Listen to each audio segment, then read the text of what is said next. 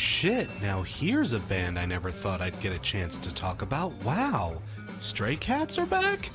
This is some hardcore nostalgia for me, and I'm not just saying that because Stray Cats themselves are a nostalgia-based kind of act. These guys were retro cool way before Jack White made it cool to be retro cool. Their mix of 50s inspired rock that blended elements of early surf rock and soul-inspired stuff from guys like Eddie Cochran and Bill Haley and his Comets, along with that ever so slightest tinge of punk energy and attitude, was a hell of a novelty to behold all the way back in the 80s, let alone a good 30 years later.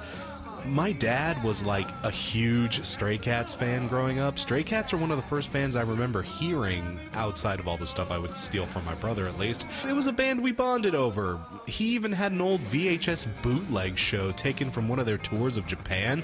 Hell, that was a trip. I used to pop that in and boogie-woogie my little 6-year-old ass off to stuff like Stray Cats Strut, Let's Go Faster, She's Sexy and 17. God damn, I'm having some flashbacks right now.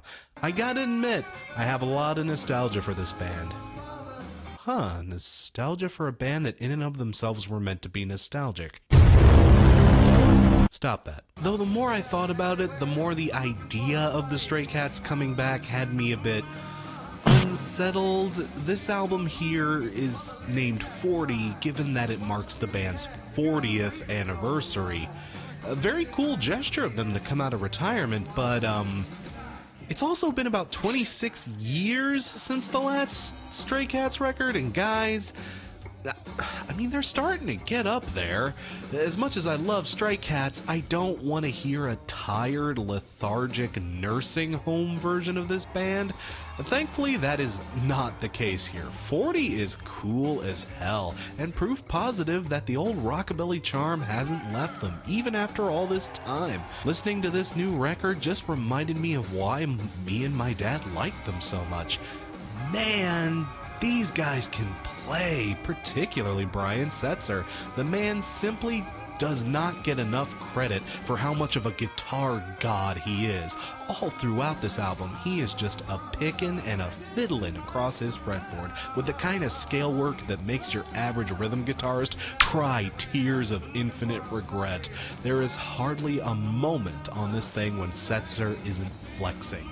During the verses, choruses, bridge work, he's always knocking out some kind of juicy and pleasant and complicated riff. The man is just singing with his guitar. Man, rockabilly itself demands a hell of a lot of skill behind the axe, and Brian Setzer is just so crazy good. I am so jealous of his talent and I hate him, but he's amazing. Just wow.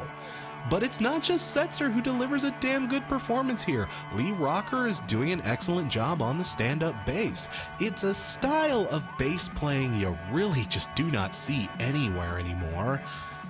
For obvious reasons, mind. I mean, have you ever tried lugging one of these things to a gig? Ugh. But yeah, Rocker's distinctive and slappy as hell bass style was another key factor that helped make the Cats unique, and he hasn't lost any of his edge on this album. Same goes for Slim Jim Phantom on drums. I've always been shocked at how much work he's able to get out of his kit, especially given how minimalistic his setup is. I mean, look at this shit.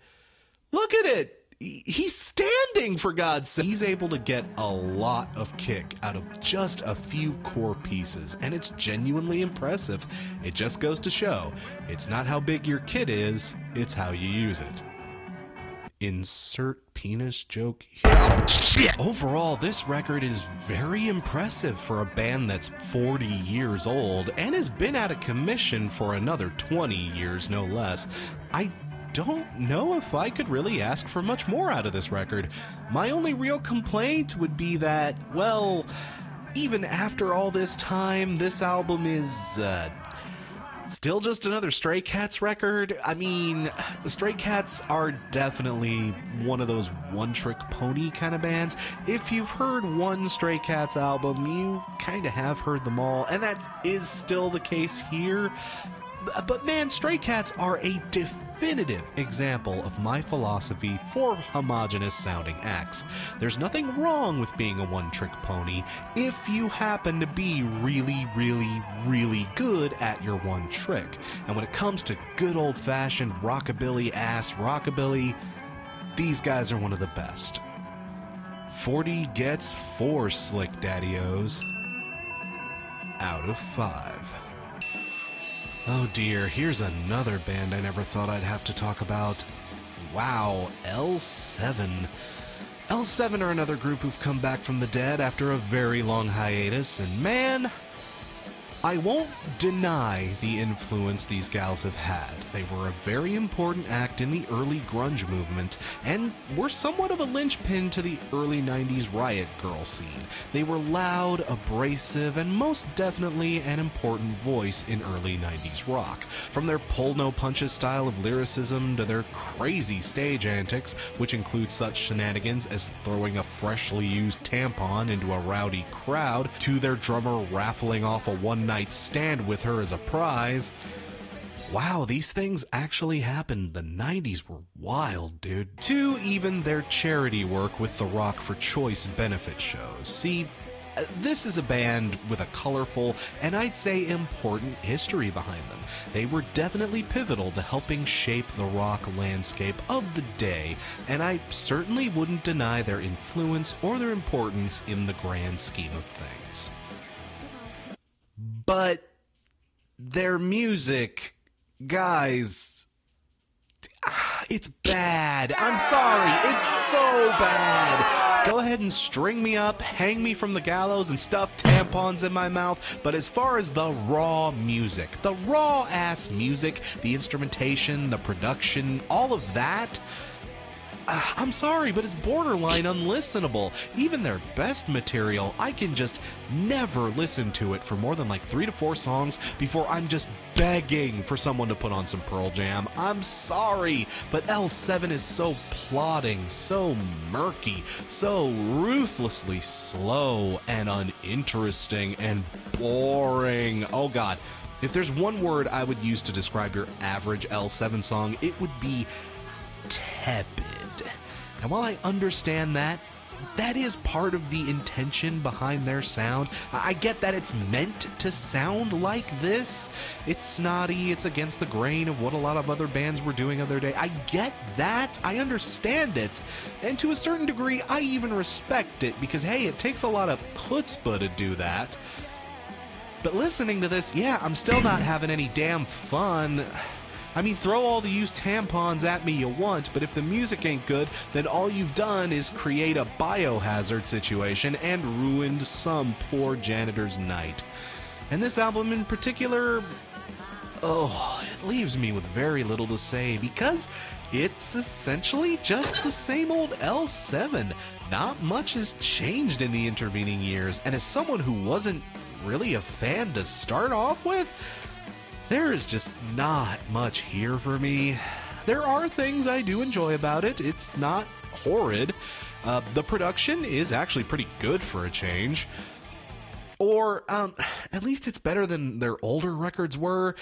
Not a high bar to clear, admittedly, but it does its job. It's crisp enough to make all the individual elements sort of pop out nicely, and it does accentuate the handful of strengths this band actually does have.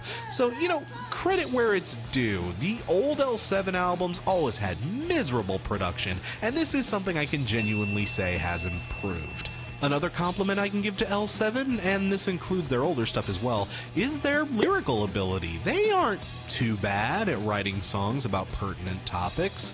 Fighting the Crave is a nice screed on addiction, and Burn Baby is a nice sort of fuck you to all the critics.